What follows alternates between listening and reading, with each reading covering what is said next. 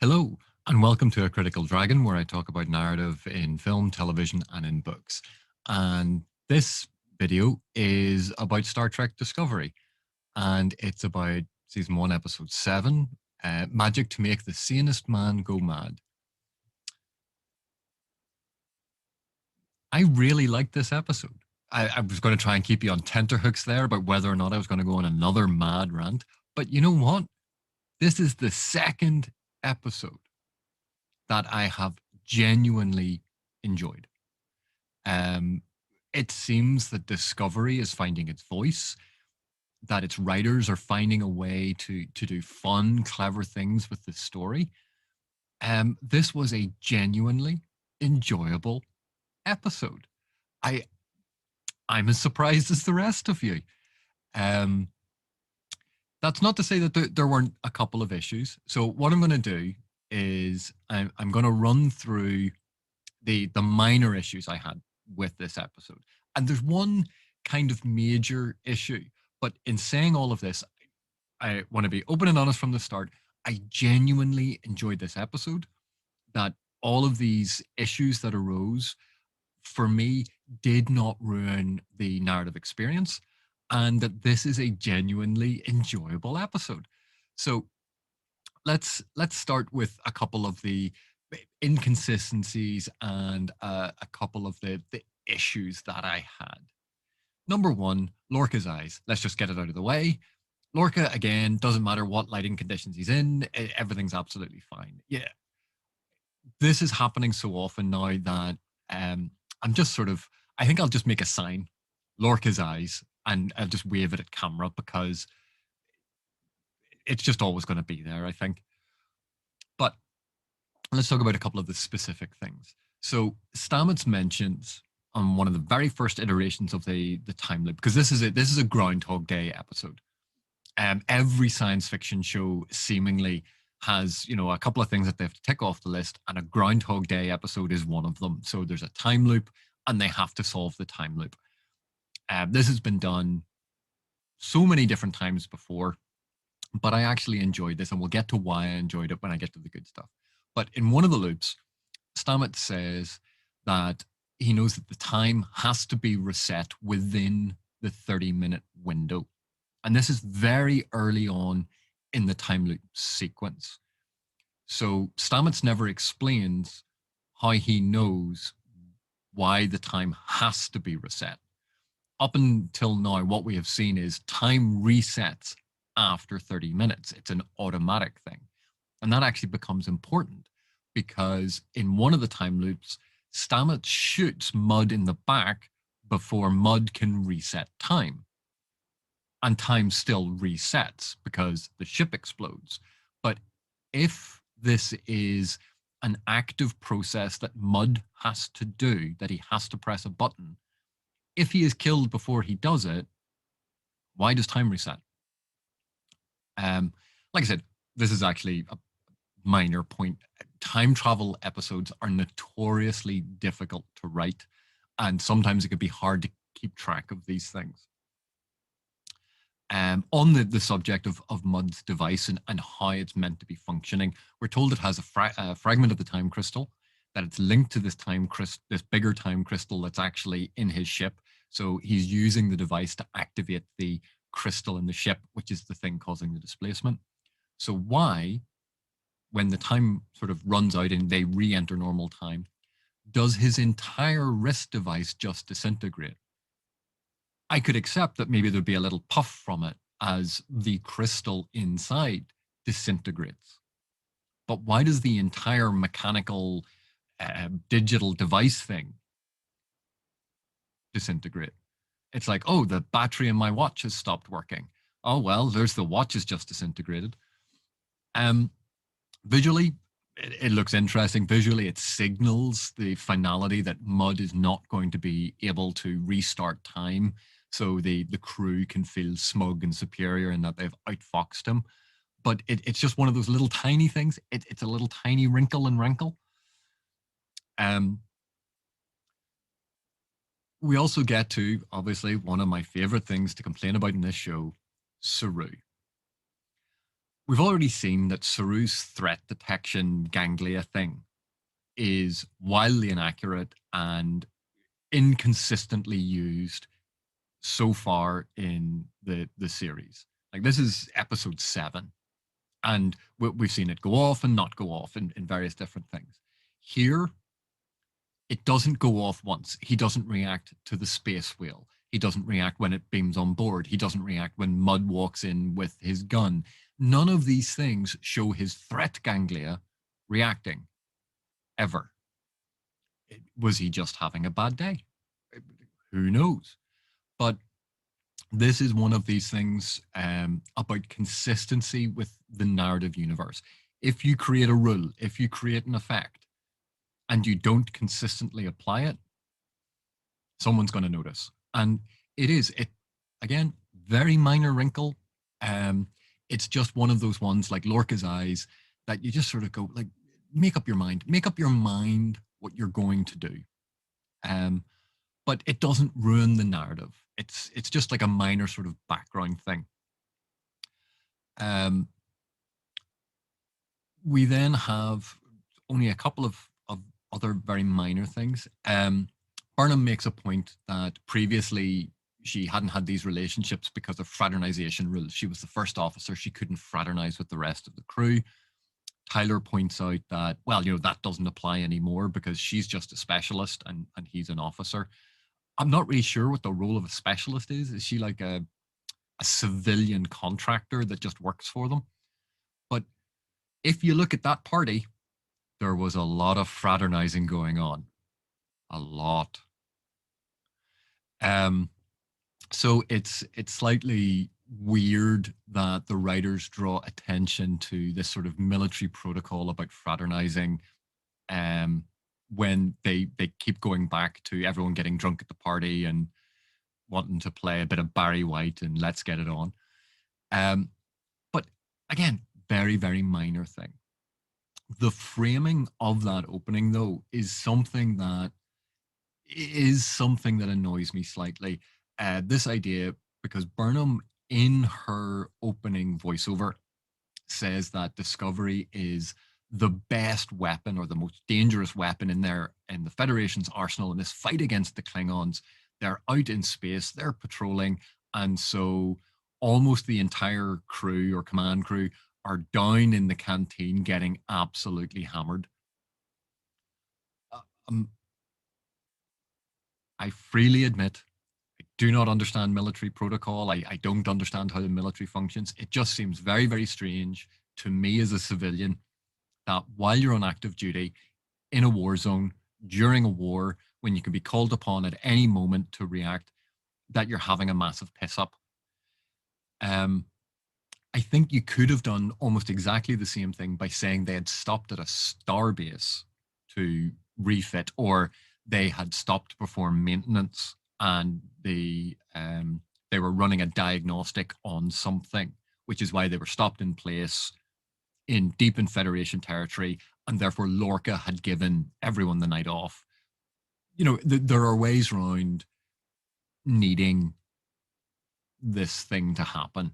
I think maybe, if they'd been in orbit around a star and they were having to do something like capture alpha particles from the star, because that ties into why the Gormengander is there, that would have all worked absolutely fine.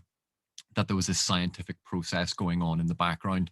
And so they were, out of action for whatever, 12 hours, or they're all got a day's leave while they're just hanging around.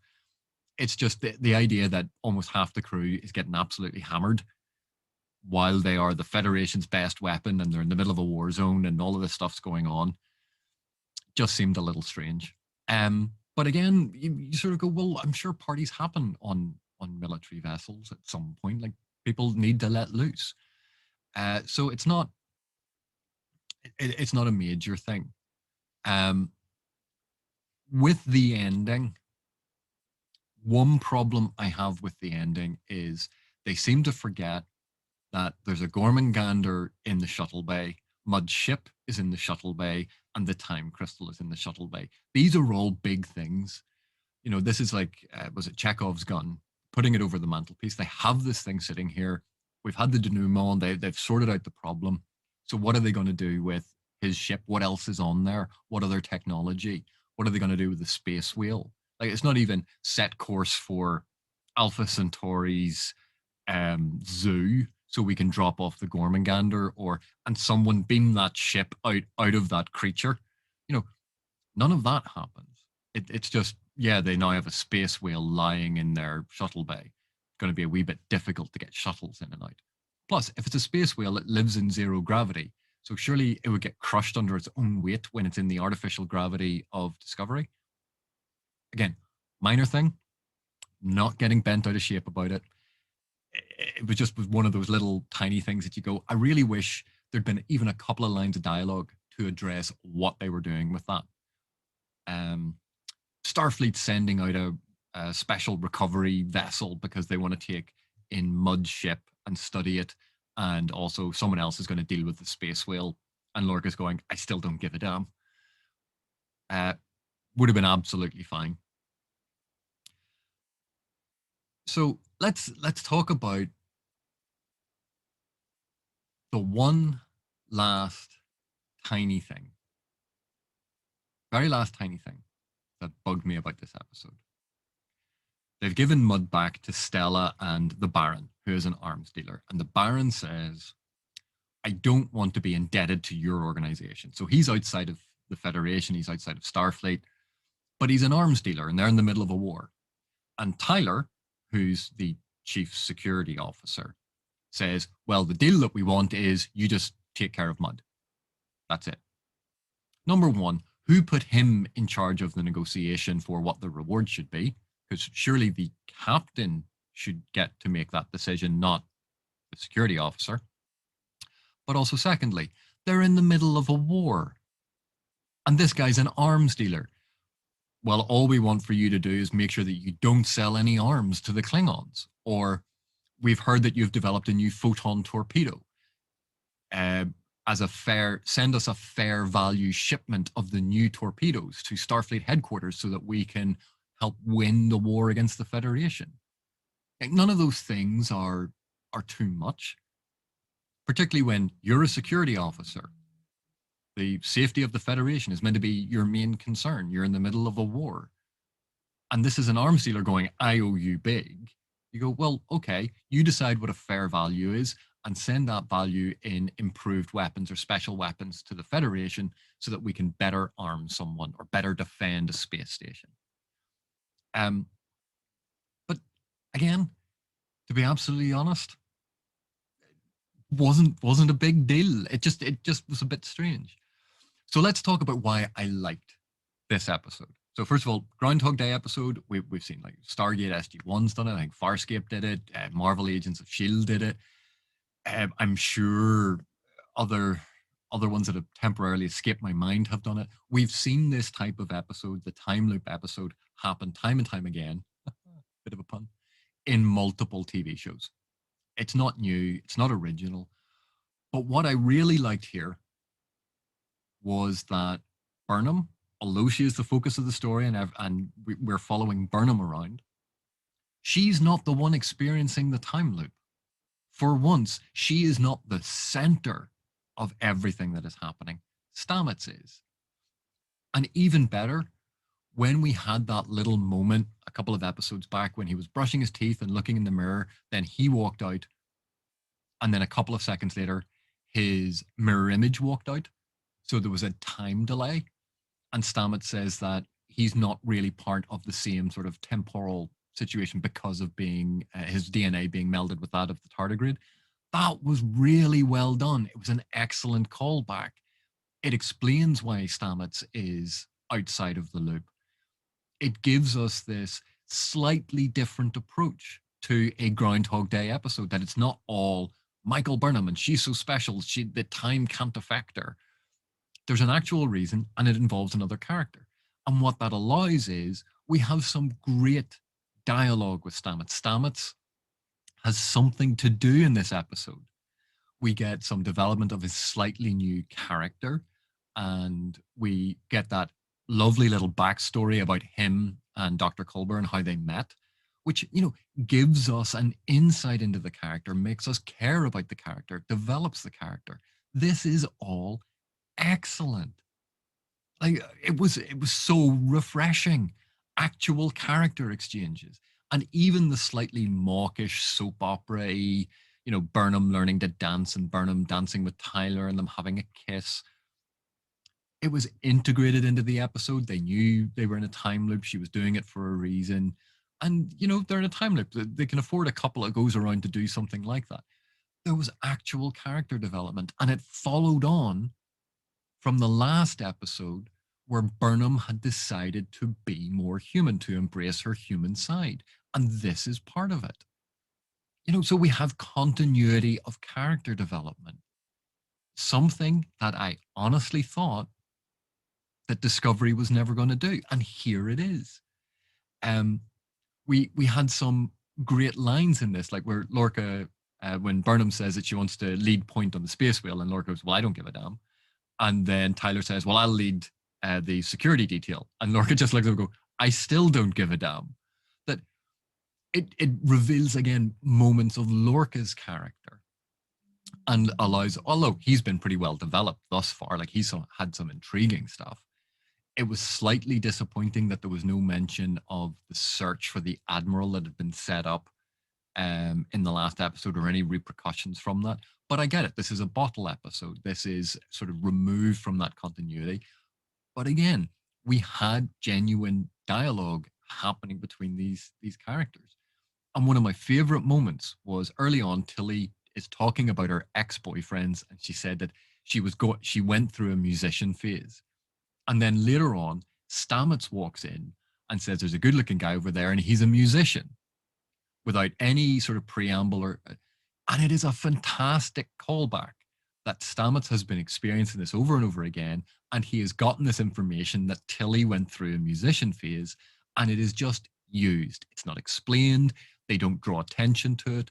Stamets just uses it. And you go, this is integrated dialogue. This is integrated storytelling. This is when the screenplay writers know what they're doing and they have these points of connection all the way through the text. I really loved that little tiny moment because it told you so much about how many times Stamets had been through this.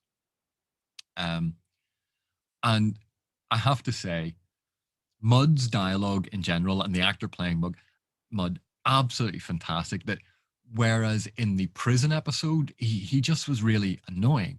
This was far more fun. There was a sense of humor about it. It was a laugh. It was lighthearted, but with a serious story behind it. But it was genuinely enjoyable.